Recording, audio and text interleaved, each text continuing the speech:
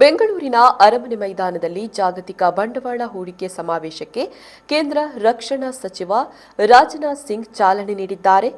ಈ ಸಮಾವೇಶಕ್ಕೆ ಸಿಎಂ ಸಿದ್ದರಾಮಯ್ಯ ಅವರು ವೀಲ್ ಚೇರ್ನಲ್ಲಿ ಆಗಮಿಸಿದ್ದು, ಅವರ ಆ ಪರಿಸ್ಥಿತಿಯನ್ನು ಕಂಡು ಸ್ವತಃ ಕೇಂದ್ರ ಸಚಿವರಾದ ರಾಜನಾಥ್ ಸಿಂಗ್ ಸಲ್ಲಿಸಿದ ಗೌರವ ಎಲ್ಲರ ಮೆಚ್ಚುಗೆಗೆ ಕಾರಣವಾಗಿದೆ. ಮತ್ತು ಸಾಮಾಜಿಕ ಜಾಲತಾಣಗಳಲ್ಲಿ ಇದುವೇ ನೋಡಿ ರಾಷ್ಟ್ರೀಯ ಸ್ವಯಂ ಸೇವಕ ತಂಡದಿಂದ ಸಿಕ್ಕ ಸಂಸ್ಕಾರ ಅಂತ ಚರ್ಚೆಯಾಗ್ತಾ ಇದೆ. ಇನ್ನು ಸಿದ್ದರಾಮಯ್ಯ ಅವರು ಕಳೆದ ಕೆಲ ದಿನಗಳಿಂದ ಮಂಡಿ ನೋವಿನಿಂದ ಬಳಲ್ತಾ ಇದ್ದು, ಖಾಸಗಿ ಆಸ್ಪತ್ರೆಯಲ್ಲಿ ಚಿಕಿತ್ಸೆಯನ್ನ ಪಡೆದುಕೊಳ್ತಿದ್ದಾರೆ.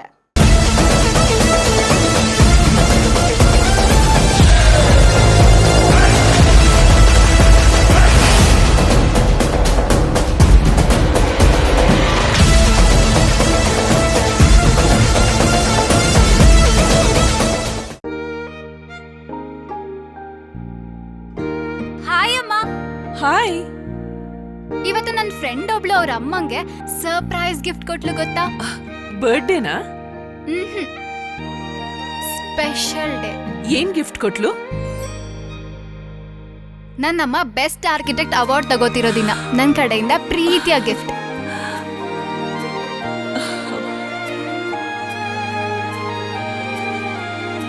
ಉಳಿಯಾ ಜುವೆಲ್ಸ್, ಸೌಂದರ್ಯಕ್ಕೆ ಸಾಂಪ್ರದಾಯಿಕ ಕೊಡುಗೆ. ನಿಖರ ಸುದ್ದಿ, ಸದಭಿರುಚಿಯ ಕಾರ್ಯಕ್ರಮ. ನೀವು ನೋಡ್ತಾ ಇದ್ದೀರಾ ಕಹಳೆ ನ್ಯೂಸ್, ಸಮಾಜದ ಜಾಗೃತಿಗಾಗಿ ವಸ್ತುನಿಷ್ಠ ವರದಿ.